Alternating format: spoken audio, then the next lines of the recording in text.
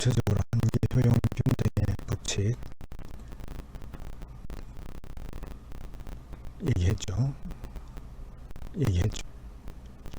선택 원리로서 한계 원리, 구체적으로 한계 효용 균등의 법칙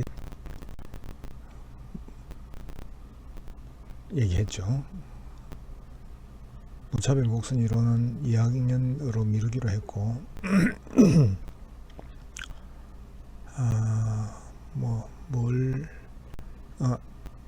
꼭 복습해 주기 바라는 거는 가격이 변하면은 수요량이 변하는데 대체 효과와 소득 효과로 나누어서 따진다는 거. 현실에서 소득 효과가 큰 경우는 뭐 그래 흔치는 않고 또 있더라도 그래 그 효과 자체가 크지도 않은 경우가 대부분이랍니다. 근데 이론적으로는 좀 중요시해요. 그러니까 특히 시험 문제 잘 나오니까 여러분들은 어쨌든 공부를 제대로 해야 되고, 물건값 X재 가격이 비싸지면 다른 재화들에 비해서 X재가 효용을 극대화시킨다는 목적에서 관점에서 본다면 효과가 좀 떨어진다 이 말이에요. 돈값을 못하는 거죠, 상대적으로. 그러니 소비를 줄인다는 게 대체 효과고, 다른 건 다 일정한데 X재 가격이 비싸지면은 내가 똑같은 돈으로 살 수 있는 X재 양이 준다는 차원에서 소득이 조금 줄은 거와 마찬가지 효과가 있다는 거야. 가격이 안 오르고 소득이 줄은 거나 소득이 줄고 소득은 그대로 있고 가격이 올란 거나 뭐 효과는 똑같을 수 있잖아, 그죠? 그래서 실제 소득에는 변화가 없다더라도 마치 소득이 줄은 거와 같은 효과가 생긴다. 그러면 대다수의 재화의 경우에는 그 바람에 소비를 줄인다. 그게 소득 효과인데, 대다수의 재화라고 얘기한 이유가 예외는 있다는 거죠. 전부 다 여유가 없어지면, 쉽게 가난해지면 오히려 소비를 늘리는 재화도 있을 수 있고, 그게 바로 뭐지? 열등제, 하급제다 이거예요. 그리고 그런 아주 예외적으로 그런 효과, 이상한 소득 효과가 너무 커서 가격이 올랐는데 오히려 소비를 늘린다거나, 가격이 내렸는데 오히려 소비를 줄이는, 구매를 줄이는 그런 재화도 생각해 볼 수 있고, 그렇다면 그런 걸 뭐라 그래? 기편제라 그래요. 어떤 재화가 항상 기편제인 경우는 거의 없습니다. 기편 현상이라고 하는 게 옳겠어요. 지금 얘기했던 그런 이상한 상황이 벌어지면 이 재화가 이 경우에는 기편제로 작용한다, 뭐 이렇게 해석하는 게 옳다고. 실제 사례도 있고 한데 그거는 2학년 가서도 공부하기로 하고, 시험 문제는 항상 이상한 거, 예외적인 경우를 자꾸 묻는 경향이 있어가지고 마치 그게 중요한 것처럼 착각하기 쉬운데 현실에서 중요한 얘기는 아니다 이 말이야. 그래서 가격 변화에 따른 구매량의 변화는, 소비량의 변화는 크게 두 가지 효과가 있고, 대다수 재화의 경우에는 문제가 없는데 비싸지면 줄이는 게 일반적인데, 경우에 따라서 열등제의 경우에는 대체 효과는 줄인다지만 소득 효과에서는 오히려 늘린다기 때문에 엄밀하게 답하면 구매량이 어찌 될지 모른다라고 답하는 게 옳다 이 말이야. 너무 빠릅니까? 한번 따라가 보세요. 부호가 반대니까 어느 쪽이 큰지는 사전적으로 장담할 수는 없다 이 말이에요. 자, 421, 1이 아니고 422에 대한 얘기를 했고, 하나 조금 추가로 임금이 변했을 때 노동을 늘릴 것인지, 노동 공급을 더 많은 시간을 일할 건지, 일하는 시간을 줄일 건지, 현실에서는 뭐 웬만한 경우에 다 일하는 시간은 정해져 있는 것처럼 돼 있죠, 그죠? 근로시간이라고. 근데 이론적으로 얘기하는 겁니다. 그리고 전체적으로 장기적으로 보면은 줄이고 늘리고 하는 현상이 확인될 수 있어요. 그래서 현실에서는 뭐 변화가 없는 거 아닙니까? 그걸 지금 묻는 게 아니야. 알겠죠? 임금이 오르면 노는 게 아까워져서 덜 논다, 더 일한다, 노동을 늘리는 효과가 있고, 그게 대체 효과라 그랬죠. 또 하나는 임금이 오르면 똑같은 시간 일해도 돈이 더 많아지기 때문에 버는 돈이 여유가 생겼고, 여유가 생기면 좀 더 놀고 싶은 게 인지상정이다. 다른 말로 여가는 정상제다. 그런 표현을 쓰는데 그 말이에요. 그래서 좀 더 논다. 더 논다 소리가 뭐죠? 노동을 줄인다는 거예요. 결론, 임금이 오르면 두 가지 상반되는 효과가 있다. 대체 효과에 따르면 더 일한다. 소득 효과에 따르면 덜 일한다. 합치면 모른다가 답이고, 사람에 따라서 늘릴 수도 있고 줄일 수도 있고 별 차이가 없을 수도 있다. 노동시간이 하루에 8시간으로 정해져 있기 때문에 그런 뜻하고 관계없는 거예요. 이건 그렇지 않다고 가정하더라도 그렇다 이 말이에요. 자, 그까지는 얘기했어요. 그래서 오늘은 생산과 비용으로 들어가려고 했는데 그리고 들어갈 겁니다. 그 전에 최근 뉴스에 이런 게 나왔어요. 여러분 지금 수업 듣는 시간하고 딱 맞진 않겠지만은 관심 있는 사람 아마 이미 어디서 봤을 거야. 얼마 전에 인플레이션 텍스라는 말을 조금 소개를 할게요. 실질적으로 이런 게 피부에 와닿는 얘기니까 지금 어딘가면 바로 위에 조세제도 얘기고 근로소득세 얘기입니다. 짧게 복습하면은 과세표준이라는 걸 먼저 정한다 그랬죠. 1년 동안 벌은 돈 전체가 다 세금 대상이 되는 거 아닙니다. 과세 대상이 일정한 기준에 따라서 요 금액에 대해서 세금을 부과한다라고 정합니다. 그 정해진 세금 부과 대상 금액을 과세 표준, 줄여서 과표라 한다. 숫자는 1000만 원을 단위로 했어요. 그래서 얼마를 벌었던 간에 과표 중에 1200만 원에 대해서는 6%, 1200만 원을 초과해서 벌은 돈에 대해서는 15%인데 어느 정도 끝나면 다행인데 만약에 4600만 원 이상으로 나타난다 합시다. 과표가. 그러면 1200에서 4600 사이에 있는 요 돈 3400만 원에 대해서는 15%를 부과하고, 그러고도 남아있는 초과되는 부분이 있으면 그 부분에 대해서는 24%를 부과한다. 높아질수록 더 높은 세율을 부과할 때 세율이 달라지죠. 그때 요놈들을 뭐라 그래? 한계 세율이라 그래. 그래서 지금 5천만 원 벌어가지고 마지막 400만 원에 대해서는 24%를 적용받은 갑돌이라는 사람이 있다면 그 갑돌이의 한계 세율은 24%다라고 얘기해요. 만약에 얼순이는 3천만 원 벌었기 때문에 여기서 끝났다 합시다. 그지? 이 정도에서 끝났다면 15%까지 밖에 적용이 안 됐겠지. 그럼 얼순이의 경우에는 한계 세율이 15%라고 부른다 이 말이에요. 제일 마지막으로 적용된 세율을 한계 세율이라 해요. 중요한 용어니까 잘 알아두고. 평균 세율 개념하고 다르다 그랬죠. 평균 세율은 어디까지 갔든 간에 거기서 갑돌이가 벌은 돈 전체 납세한 전체 세금 액수가 있죠. 그걸 과세 표준 액수로 나눠주는 거야. 또 목적에 따라서는 과세 표준 이전에 일정한 소득 금액으로 나누어 주기도 해요. 그게 굉장히 들쑥날쑥하기 때문에 일정한 기준에서 얘기하자면 과세 표준으로 나눠준다고 보는 게 좋겠어. 다시 말하면 5천만 원 벌었던 갑돌이의 경우에 세 가지 세율을 적용받아서 세금이 다 나오겠죠. 그죠? 첫 구간에 대해서는 72만 원, 두 번째 구간에 대해서는 50만 원, 세 번째 구간은 얼마야? 400만 원 곱하기 0.24지. 그지? 조금 더 있을 거예요. 이 세 가지 더한 것이 갑돌이가 1년 내야 될 전체 세금 액수가 돼. 그럼 그 전체 세금 액수를 과세 표준 5천만 원으로 나눠준 거. 그게 평균세율. 평균적으로 얘기하자면 그 정도 비율로 세금이 부과되었다라는 뜻입니다. 그래서 한계 세율은 갑돌이의 경우에 세 가지지만 엄밀하게 틀린 말이다. 그지? 한계 세율은 24%지만 그 전에 6%도 일부 적용되었고 15%도 적용되고 세 가지 세율이 적용되었기 때문에 평균적으로 몇 퍼센트 정도 적용된 걸로 얘기할 수 있느냐, 이는 개념입니다. 평균 세율은. 네? 조금 복잡하지. 미리 이제 알아둬야 됩니다. 여러분들은 졸업하고 취직해서 이제 돈을 벌고 소득을 생기면은 세금도 내야 될 거 아니야.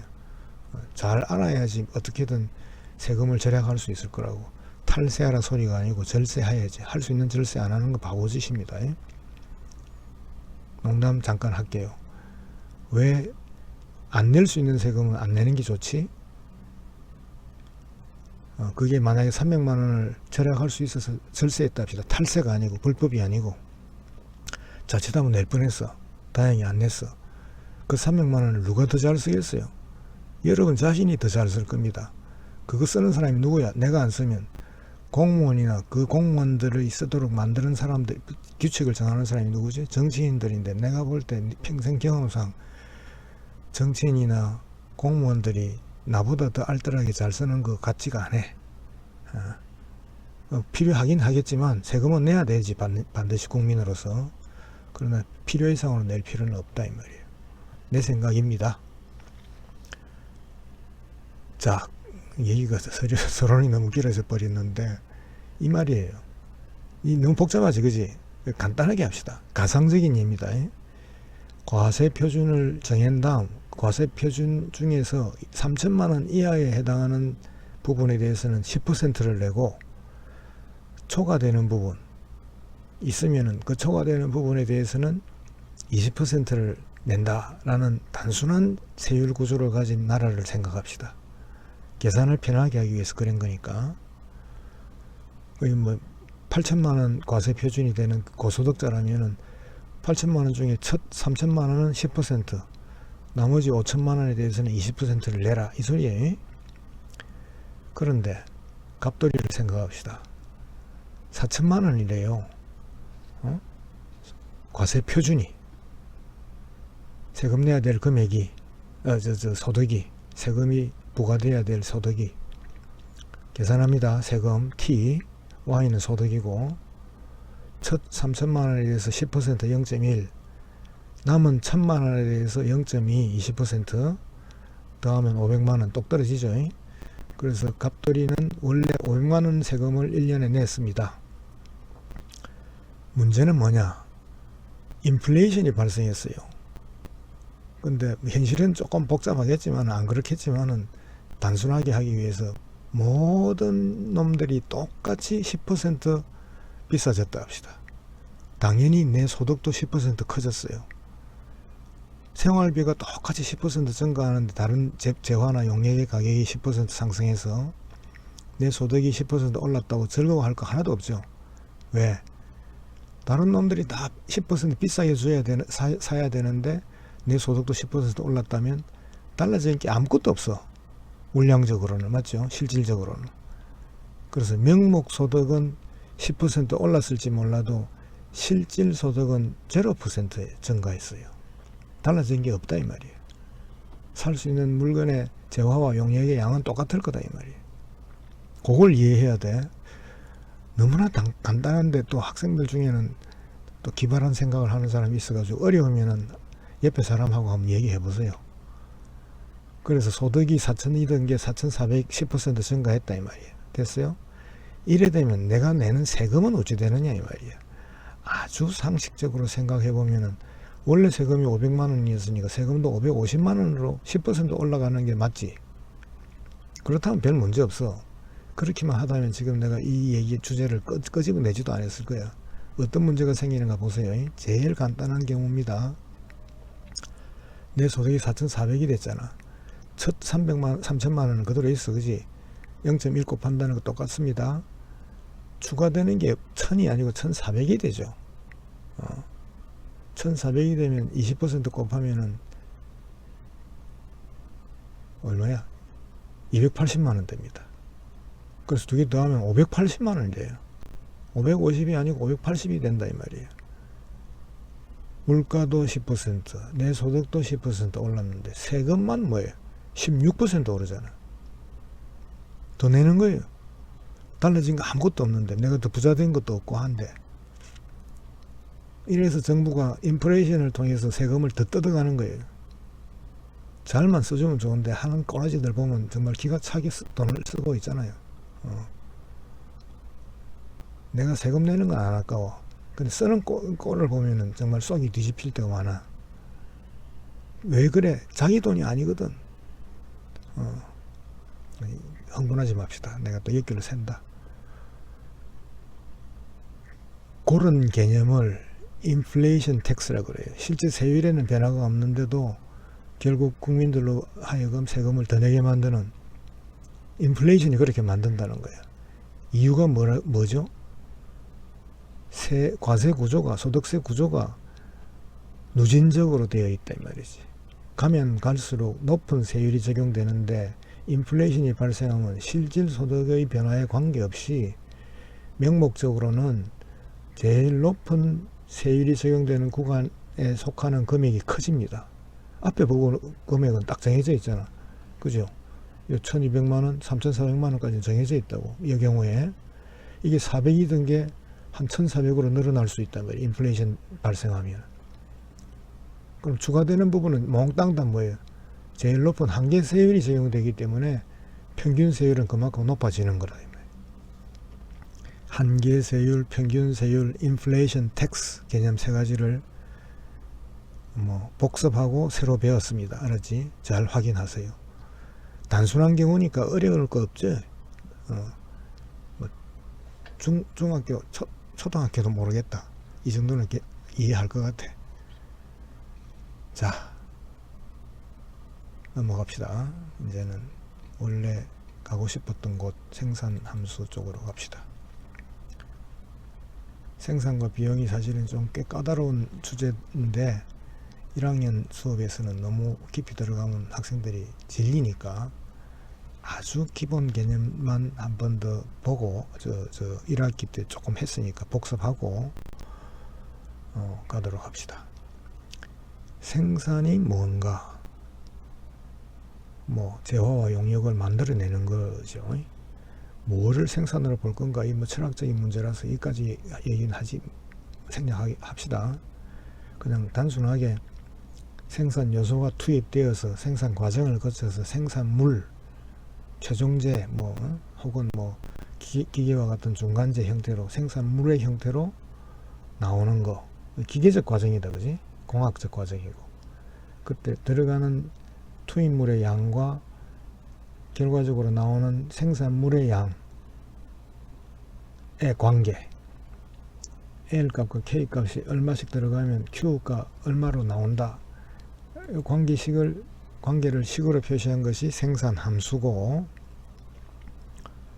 투입물이라 그러고 산출물이라 그러고, 산출물은 생산물 같은 말, 인풋 안으로 들어가는 놈, 아웃풋 밖으로 튀어나오는 놈, 이런 뜻이죠. 굉장히 딱딱한 기계적인 얘기입니다.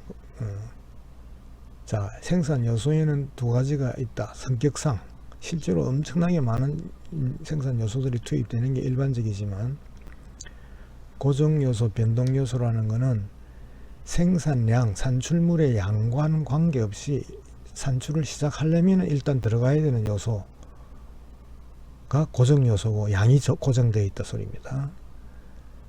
산출물의 양이 많아지려면 따라서 같이 많이 들어가 줘야 되는 그런 요소를 변동 요소, 양이 변한다 소리죠. 가변 요소라고 합니다. 영어로 variable input. 고정 요소는 fixed input. 그런데 생산량에 관계없이 고정량이 투입돼야 되는 그런 요소가 있다면서요. 뭐가 있습니까? 시설이지, 공장 시설. 제일 알기 쉽게 생각합시다. 그 시설도 장기적이란 말을 해보겠네. 없을 수 있잖아요. 쓰다가 자꾸 망가지는 거, 100만 원어치 시설을 했는데 오래 쓰다 보니 1년 만에 20만 원어치 밖에 안 남고 80만 원은 사라진다. 달라졌잖아요, 양이. 그지? 딱 그 말입니다. 장기적으로는 고정 요소가 없어요. 계속해서 양이 들어가야 되는 그런 양이 어디 있어? 그런 요소는 없다 이 말이야.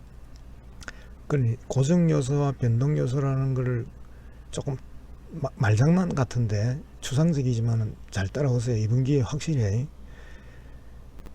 고정요소, 변동요소를 나누어서 따지는 거는 뭘 전제로 해서 암묵적으로 기간을 전제로 했어요. 시간, 기간. 그래서 단기에는 두 개 가지가 구분되지만 장기로 가면 구분이 안 돼. 왜? 고정요소라는 게 사라져. 단기에는 고정되어 있지만 시간이 충분히 주어지면 변한다 이거예요. 양이 더 늘릴 수도 있고 원하면 두 배로 가만두면은 또 원해서 가만두면은 자꾸 줄어들어서 0으로 사라질 수도 있다 이 말이에요. 공장 시설이 오래돼 가지고 못 쓰게 되면 0으로 사라진 거지 뭐 고철 덩어리가 된 거는 없어진 거라고 볼 수 있잖아요. 그지? 그런 얘기입니다. 그래서 고정요소, 변동요소 따진다는 것 자체가 시간을 단기로 한정하고 얘기하고 있다는 거고 절대로 틀리면 안 돼요. 장기적인 차원에서 따진다면 고정요소라는 말은 쓸 수가 없어요. 다 변동요소야. 알겠지? 다 양이 늘리거나 줄이거나 할 수 있는 것들이다 이 말이에요. 단기, short run, SR 노트에서 장기, long run, LR 그렇게 표기하기로 하고 그럼 장기가 어느 정도 기간을 장기라 합니까? 답을 할 수 없죠. 상황에 따라서 업종에 따라서 경우에 따라서 달라져요. 추상적으로밖에 정의할 수 없다 이 말이에요. 어떻게 원하면은 모든 생산 요소들의 투입량을 변화시키기에 충분한 정도로 여유가 있는 시간이 주어지면 그게 장기다 이거예요. 따라서 장기에는 고정 요소는 없다 이 말이에요. 고정 요소가 있다고 얘기하는 순간 단기를 얘기한다는 거고 그 기간 내에는 원한다고 생산 요소의 어떤 생산 요소의 양을 늘릴 수가 없다면 그 생산 요소를 고정 요소라고 하는 거예요. 생산 주문이 많이 들어와서 딸려. 그렇다고 내가 공장 시설을 하루아침에 혹은 일주일 만에 뭐 업종에 따라서 그럴 수도 있겠지만 20% 50% 확장할 수 없죠. 현실에서 어렵겠지. 붕어빵 장사라면 붕어빵 굽는 기계를 1시간 만에는 안 되지만은 하루 만에 뭐 3대에서 4대로 4대에서 5대로 늘릴 수는 있을 거야. 그지? 그러면 붕어빵 생산 업종에서는 장단기 구분이 뭐 사흘이다 이렇게 얘기할 수 있을 거야. 사흘만 주어지면 늘릴 수 있어. 그러면 2-3일이면 3일 이상이면 붕어빵 생산에서는 장기로 들어가는 거다 이렇게 얘기할 수 있다. 좀 억지로 얘기한 거지만. 두 번째, 총 생산, 평균 생산, 한계 생산 개념. 그래프 얘기도 이거는 지금 그림 없이 공부를 설명하려면 어려워지니까 그림 필요한 부분은 생략하고 얘기합시다. 2학년 가면 또 한번 확인할 거니까. 자, 총 생산은 문자 그대로 생산된 총량을 표시하지, 그지? 평균 생산이라는 개념은 뭐냐면은, 자, 노동을 10단위, 쉽게 얘기합시다. 10명 투입해서 500개를 생산했다 합시다. 생산된 양, 총량은 500개래요. 그러면 노동 한 단위당, 한 사람당 생산량은 얼마지? 실제로는 사람마다 조금씩 차이가 나겠지만, 전체를 500을 전체 투입량 10명으로 나누어주면 두당 50개 이렇게 나오겠죠. 그죠? 바로 그겁니다. 그런 개념이야. 기계는 5대가 투입됐대요. 10대가 투입됐대. 5대를 합시다. 사람을 10명이라 썼으니까. 그럼 500 나누기 5 하면은 기계 한 대당 100개씩 생산. 기계 한 대당 평균 생산은 100. 뭐 하나만한 소리. 그 다음 한계 생산이라는 개념은 뭐냐? 지금 몇 개를 생산했던 간에 기계와 사람을 투입해서 생산을 하고 있어요. 일정 양씩 집어넣어서. 똑같이 예를 듭시다. 기계 5대에 사람 10명을 써서 500개를 생산했어. 사람만 11명, 1명 더 쓰면 어찌 될까? 그 11명째 노동자가 추가시키는 생산량 있겠죠? 가령 뭐 507이라 합시다. 너무 적지만 일단 그래 해. 그럼 증가했잖아요. 그럼 11번째 노동자의 추가 생산량은 7이다 이거예요. 한계 생산이 7이라고 보는 거예요. 이 말을 하는 순간에 8번째 노동자의 한계 생산하고 같은 법 없죠. 바로 직전에 10명째 썼던 10번 노동자의 한계 생산하고 11번 노동자의 한계 생산이 또 같으라는 법은 없어, 그지? 일반적으로 한계 생산은 처음에는 조금 증가하는 구간이 있긴 있는데 영향이 어느 정도만 지나면 차츰 줄어든답니다. 한계 생산 체감의 원칙, 일반적인 원칙이래요. 그거는 조금 변형해서 해석해보면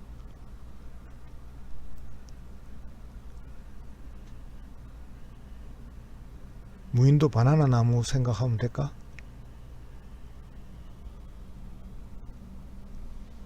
무인도 표착인 사람이 10분에 딸 수 있는 바나나의 양이라는 게 첫 10분, 두 번째 10분, 세 번째 10분 갈수록 똑같겠어요? 점점 따기 쉬운 것을 먼저 딸 거니까 처음에는 10개, 100개도 딸 수 있을지 몰라. 좀 과장합시다. 두 번째 10분 되면은 100개까지는 안 될 거야. 그지? 90개 정도. 20분에서 30분 사이에는 그것도 못 딸 가능성이 많아요. 쉽게 딸 수 있는 건 다 따고 점점 어려워지고 더 멀리까지 가야 될 거고 위험도 따르고. 그래? 그래서 무언가를 계속 해나가서 그 생산의 성과물이 나오는 거는 장기적으로는 길게 보면 결국은 자꾸 줄어든다 이거예요. 노력은 똑같이 하는데 투입물은 똑같이 집어넣는다고 해서 그 효과가 똑같이 나온다는 보장은 없다 이 말이에요. 한계 생산 체감 매우 중요한 사실이라 그지? 일반적인 상식에 속하기 때문에 일반적인 표현을 소개하자면 공식 용어는 한계 생산 체감인데 통상적으로는 수학 체감이라고 얘기 많이 해요. 수학 체감. 밑도 끝도 없이 그냥 수학 체감 하면은 뭔가를 해나갈 때 일을 하면 일의 효과가 가면 갈수록 조금이라도 줄어들게 된다라는 현상을 얘기한다. 그림 얘기는 잠깐 생략하고 괄호 1, 괄호 2 이미 한 거 한계 생산 개념을 많이 사용하는데 앞으로 특히 주류 경제학에서는 많이 사용합니다. 논란의 여지가 있는 부분도 조금 있는데 여러분들은 그것까지 생각할 필요 없어요. 아직은. 기호는 잘 알아둡시다. 노동이 얼마든 간에 델타 L만큼 노동이 증가하면 10명 쓰다가 12명을 쓰면 델타 L은 2죠. 10에서 12가 됐으니까 생산물의 양은 500에서 550이 됐습니다. 그러면 생산물의 증가는 얼마예요? 50이지. 그럼 50을 2로 나눠주면 25가 되죠. 그럼 지금 현재 10명, 11명, 12명 근처에서 한 사람이 추가되면 평균 대략 25개 정도 더 생산된다. 이런 개념이다 이 말이에요. 그런 걸 그걸 식으로 나타낸 거예요. 알겠죠? 그래서 더 간단하게는 L이 한 단위 증가하면 지금 현재 상황에서 Q가 얼마나 증가하느냐를 표시한다. 노동에서만 가능한 성립하는 개념이 아니라 당연히 자본의 경우에도 성립하겠지. 그래서 델타 K분의 델타 Q 하면은 자본의 한계에서 기계 한 대를 더 투입하면 그 바람에 증가하는 생산량은 얼마인가를 나타내는 것이다. 노동의 한계 생산, 자본의 한계 생산. 그런데 노동량을 증가시켜 나가면 노동량의 투입을 10, 11, 12 이렇게 증가시켜 나가면 마지막 노동자 10번째, 11번째, 12번째 각각 그 노동자들이 추가시키는 생산량은 조금씩이나마 줄어든다. 생산을 증가시키지 못한다 소리가 아닙니다. 증가되는 생산량 자체가 조금씩 적게 생산된다 이 말이에요. 생산량의 증가가 줄어든다는 거예요. 알겠지? 오해하지 말고. 자본의 경우에도 마찬가지고. 그래서 왼쪽 칸은 노동과 자본 각각의 경우에 성립한다 소리고, 다른 말로 뭐지? 한계 생산 체감, 영어로 Law of Diminishing Returns, 흔히 법칙이라는 표현까지 써요. 거창하게. 한계 생산 체감의 법칙. 더 일상적인 표현으로 수학 체감의 법칙. 오른쪽은 뭐 1학년 수업에서 굳이 안 해도 되지만 어차피 해야 되니까. 자, 이것도 직관적으로 생각합시다. 자, 노동자 10번째 노동자가 7개를 더 추가 생산한다 그럽시다. 그런데 거기 전제가 있어요. 기계는 몇 대 쓰고 있는 상황이었죠? 5대. 만약에 쓰고 있는 투입되는 기계의 양이 6대였더라면 똑같은 11번째 노동자가 투입되었을 때 나오는 산출물의 양도 똑같이 7일까요? 하다못해 기계 한 대가 더 작동하잖아. 전체 생산량은 좀 더 많이 증가할 가능성이 많죠. 조금이라도. 그래서 7이 아니라 8일 가능성이 있어요. 예를 들면 그 이유는 기계 추가된 효과가 있을 거다 이 말이에요. 듣고 나면 당연하게 그럴 것 같지요, 그지? 직관적으로 별로 어려운 개념은 아니야. 그래서 L과 K가 같이 사용되는데 투입되는 K의 양이 많아지면 L의 효과가 커지는 거예요. 커지는 것처럼 나타난다 이 말이에요. 사람 한 명이 10개를 생산하는데 기계 5대일 때 그렇지. 사람을 몇 명 쓰든 간에 평균 10명 한 사람이 10개 정도는 생산한다. 기계 5대는 그렇지만 기계 6대가 되면 어찌 되겠느냐 이거예요. 똑같을 리가 없지. 그럼 한 사람당 11개는 생산하죠. 바로 그 얘기 하는 거예요. 뒤집어서 기계 한 대에서 나오는 생산물의 양이 대충 얼마죠? 100개쯤 돼요. 그런데 기계 한 대당 평균 달라붙어서 작동시키는 조작하는 노동자의 수는 얼마죠? 뭐 5명이라 합시다. 조작하는 노동자 수가 좀 많아지면은 기계가 쉬는 시간을 좀 더 줄일 수 있을 거고 하다못해. 그래서 기계를 좀 더 잘 활용할 수 있게 될 거고. 그럼 기계 한 대당 나오는 생산물이 전과 똑같이 100일까요? 아니요. 그러면 한 110까지도 가능할 것 같은데요. 그 말이에요. 사용되는 노동량이 증가하면 자본의 한계 생산이 증가한다 이 말이에요. 왜? 기계와 노동은 사람과 노동은 맞나? 말이 안 되지. 노동과 자본은 다시 말해서 사람과 기계는 많은 경우에 보완적이죠. 서로가 서로를 도와주는 효과가 있어요. 기계만 놔두면 사람이 손을 안 쓰면 기계는 안 돌아가는 기계도 많잖아. 요새는 자동으로 돌아가게 할 수도 있지만 부분적으로. 또 기계 없이 일을 하는 사람이라면 엄청나게 힘들 거예요. 기계의 도움을 받으면 똑같은 사람이라도 훨씬 더 많이 생산해낼 수 있을 거라고, 생산물을. 그래서 어느 면에서는 조금 어려운 얘기입니다. 어떻게 보면은 기계가 사람을 대신하는 효과도 있고 사람이 기계를 대신하는 효과도 있을 수 있어요. 그럼 대체관계라는 뜻이지. 대체관계, 그치? 그러나 또 다른 한편으로는 또 오히려 그것도 더 중요한 측면에서 보면은 기계가 제대로 굴러가려면 사람이 꼭 필요하고, 사람이 일을 하려면 기계가 있고 없고에 따라서 크게 효과가 달라지는 경우가 많아. 그런 경우는 양자가 보완관계란 뜻 아닙니까? 그래서 노동과 자본의 관계는 양 측면이 다 있다고 봐요. 경우에 따라서 어느 쪽이 더 강하냐 약하냐의 문제일 뿐이지. 그 점을 잘 확인해야 돼, 그지?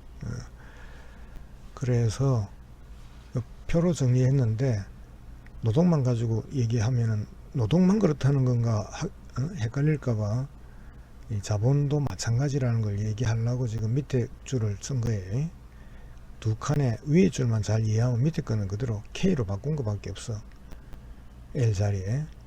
그래서 노동 투입을 늘리면 그 자체의 한계 생산은 체감합니다. 노동의 투입량이 늘어나면 자본의 한계 생산은 전반적으로 향상됩니다. 그래서 전에 얘기했는데 엄밀하게 요거는 뭐죠? 선상의 이동입니다. 곡선상의 이동. 오른쪽은 곡선 자체의 이동이다. 괜히 어렵게 얘기하는지 모르겠다만 내가 찾기 초에 강조한 것처럼 모든 그래프는 그래프 그래프의 가로축 세로축 형태를 공부한 다음 이동을 다음 단계로 꼭 확인해라 했죠. 정확히 이동에 해당하는 겁니다, 이게. 그래서 이 그림을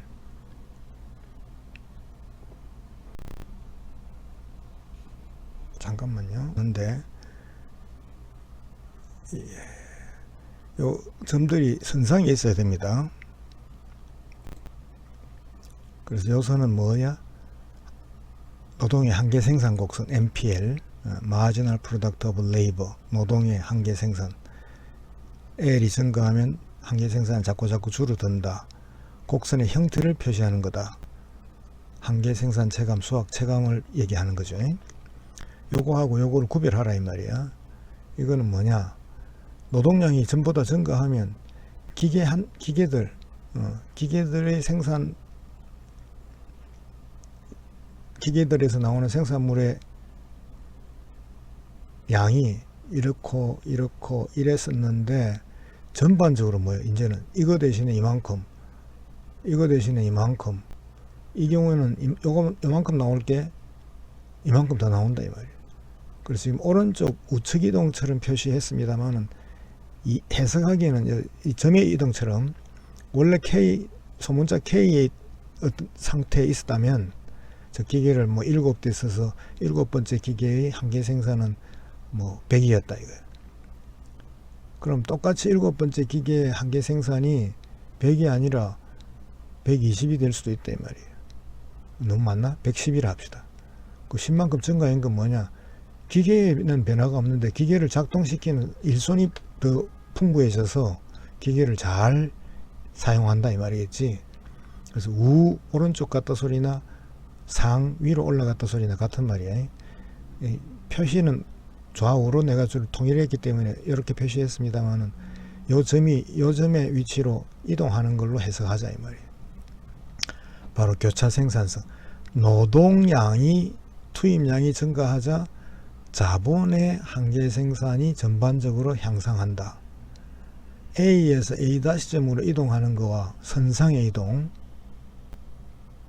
K에서 K-점으로 곡선 전체가 이동, 하나의 예시인데, 그지?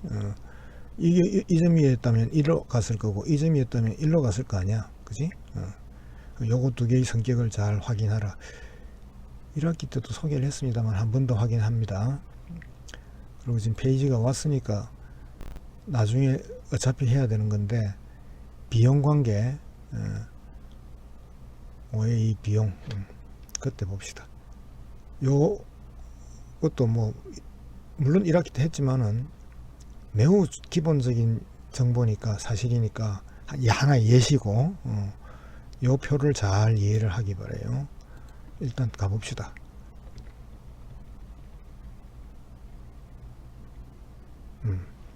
그래서 생산에서는 아주 기본적으로 생산함수, 투입과 산출, 고정요소, 변동요소 함께 동시에 단기, 장기, 총생산, 평균생산, 한계생산, 한계생산에서 한계생산 체감 법칙, 교차 생산성 원리 이런 개념들을 공부를 했습니다.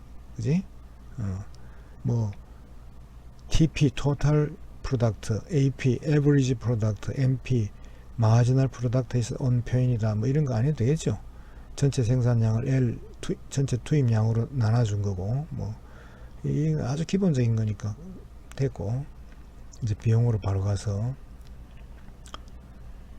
생산과 비용을 왜 지금 묶어서 5일, 5일로 했느냐. 다시 한번 얘기하지만 생산과 비용은 동전의 양면입니다. 똑같은 현상을 이쪽에서 보느냐 저쪽에서 보느냐, 이쪽 측면으로 따지느냐 저쪽 측면으로 따지느냐 이 얘기다. 이게 아주 단적으로 얘기하면 100개를 노동을 10단위 써서 100개의 생산물을 만들어냈어요. 그럼 100개의 생산물을 만들어내기 위해서는 노동이 10단위 필요하다. 똑같은 말이죠. 단 달라진 게 노동 10단위를 투입하려면 돈으로 치면 얼마 들어? 2천만원 든대. 그럼 생산물 100단위를 얻기 위해서는 비용이 2천만원 든다. 그 표현을 바꾼 거예요. 그래서 투입물의 양이 들어가면 산출물의 양이 나온다. 이런 관점에서 본 게 생산 함수라면 이걸 뒤집어서 생산물이 나오게 하려면 비용이 얼마나 들어가? 여기 지금 L과 K가 들어가야 될 자리에 C로 바꿨어. 왜냐면 L이냐 K냐가 중요한 건 아니다 이 말이야. 또 경우에 따라서 둘 중에 하나를 선택해야 될 거고. 포인트가 어디로 바뀌었어요? 결국 돈이 얼마나 드느냐, 돈으로 따져서 금액으로 따져서 얼마나 들어가느냐, 소요되느냐, 이렇게 얘기하는 거예요. 이게 같은 현상을 이 방향으로 보느냐, 거꾸로 이렇게 본 거지, 그지? 생산물 100을 얻기 위해서 투입물이 얼마나 들어가야 되는데 그 투입물을 그만큼 집어넣으려면 돈으로 치면 얼마 더 필요하냐, 뭐 이렇게 보는 거잖아. 그래서 동전의 양면이고 대칭관계다 이 말이에요. 대칭관계. Q와 C의 대칭관계. 아니 오른쪽 첫 번째 식에서 함수식에서 우변이 돈이 아니잖아요. 맞아요. 생산함수를 따질 때는 돈으로 표현 안 합니다. 물량으로 표현해요. 근데 비용함수로 따질 때는 비용 자체가 돈이란 뜻이잖아. 그지? 그래서 금액으로 바꾼다 이 말이에요. 그 차이밖에 없다 이 말이에요. 비용에는 고정비용과 변동비용이 있다. 고정요소와 변동요소에 투입되는 비용이 바로 고정비용, 변동비용이다. 이거는 뻔한 얘기죠. 고정요소, 변동요소는 이미 공부했고, 그래서 전체 비용은 고정비용 더하기 변동비용이다. 뻔한 얘기. TC는 FC 플러스 VC. FC 고정비용, fixed cost. VC, variable cost. 잊지 말 것은 장기에는 고정비용이라는 건 사라진다. 전부 다 VC로 바뀐다 이 말이지. 자, 생략하고 5, 2, 2로 가서 한계비용, 평균비용의 관계. 아까 총생산, 평균생산, 한계생산 얘기했듯이 비용과 생산은 동전의 양면이라 그랬으니까 비용 측면으로 얘기를 하더라도 총비용, 평균비용, 한계비용이라는 개념이 나온다 이 말이에요. 특히 비용에서 주로 얘기하는데 평균과 한계와의 관계에 대한 얘기를 해야 되고, 일반적인 경우를 예를 들기 위해서